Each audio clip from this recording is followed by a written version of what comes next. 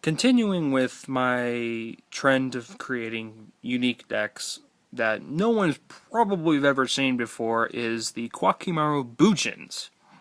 It takes the Beast Warrior component of the Koa'ki Meiru engine and combines it with Bujins in order to access certain Exceed monsters in order to effectively do certain plays. The deck is adjusted to make use of this engine, which is cool. So we're going to start with the monsters. First of all, 3 copies of Koa'ki Meiru Urnite. Reveal the core, get your level 4 Crusader, which we're playing 3 of. Make your Kagasuchi or Tiger King, whatever you need. 3 Crusader, kill something, get your stuff back. That's really all it is. The reveal is the Beast Warrior, as usual. And then 1 Tornado, because we've streamlined it. You're only answering to special summon monsters, and Drago kind of just conflicts with the Bujin component. So, speaking of the Bujin component, so the Bujin component is a little bit different because of the advent of the Koa'ki Meiru engine being added. So, first we're playing 3 copies of Bujin Yamato. If you need to, you can normal summon this, send a hair or something like that, sit on it. You know, for the most part, not much is changed with this card. It is still a decent normal summon. Unfortunately, like many cards in the game, it dies to Ash Blossom, especially if you're going first and they Ash Blossom you and you have no hairs or anything like that in the grave, you're kind of screwed. The 1 Mikazuchi, in case your Yamato dies. 1 Arasuda, because you do a little bit more banishing in terms of the grave relics. So, for the Bujinkis, no Cranes, because we're playing a different card for that, and that is 2 copies of Sinew. Because of the Koa'ki Meiru engine, we're accessing Kagasuchi much easier, so this is like the replacement for it, so, which is cool. It's effectively honest. The only difference is that your opponent takes half the damage from that battle, and it can only be used once per turn, so unlike Crane where you can use multiples, I believe. So 2 Hair, because Hair is really good. 2 Turtle. This is standard. You could play 1 if you want. I like playing 2 copies of it, having access to it. And then the 1 Brotherhood of the Fire Fist Bear, that searches off a tanky in case. Now, for spells, we're playing 3 Pot of Duality. This is in the event that you draw the Yamato and you really don't want to do anything else. This is something you can do, especially if you're going first and you have no idea what your opponent is playing. You can Duality for something, you know, like a Yamato or something, or even a tanky to set up for next turn. So, 3 Diamond Core, because this card was desperately needed for the archetype. It is a Rhoda /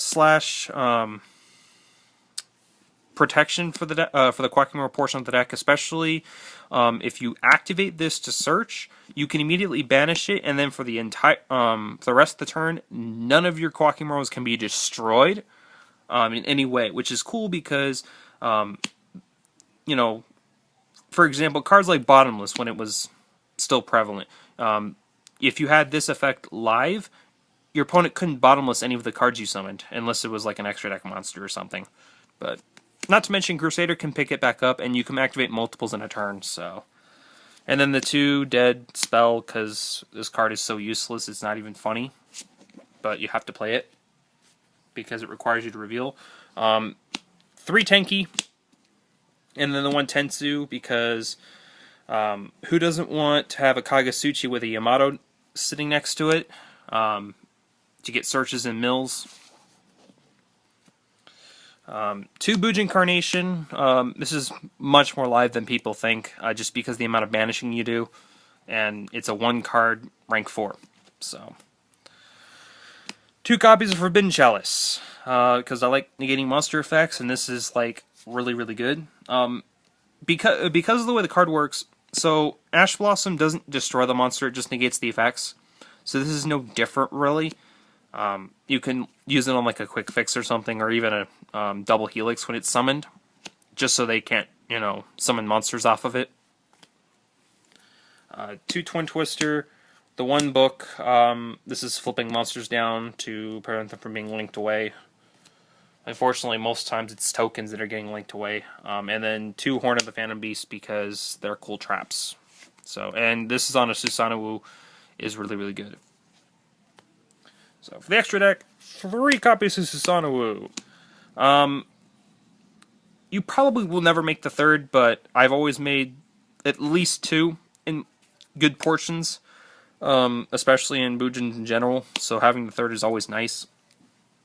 I will be having a variant of Bujins that coming out soon as I get the rest of the cards for it.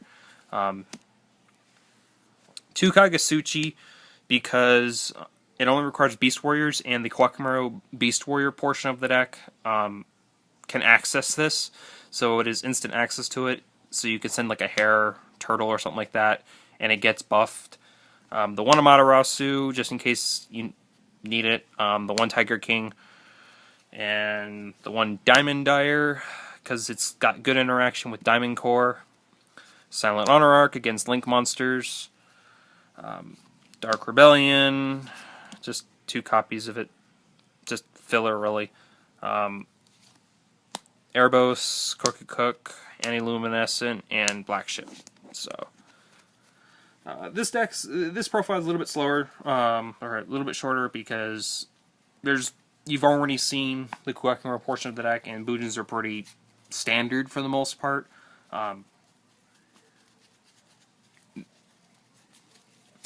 This card basically makes it so you can always have at least an Exceed monster on the board because of the way the card works, especially Urnite.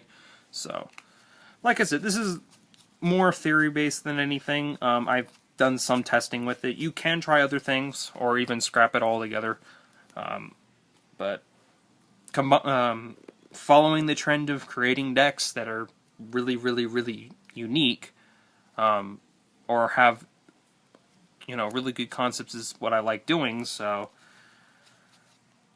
I hope you all enjoy. This is, my pet project is putting stuff together and seeing what happens, and I test it, and it does relatively well. You do not see Link monsters in here, and that's mostly because, like I said in other, in one of my other profiles, is making the Link monster doesn't always work because you don't spam enough monsters to really warrant doing so.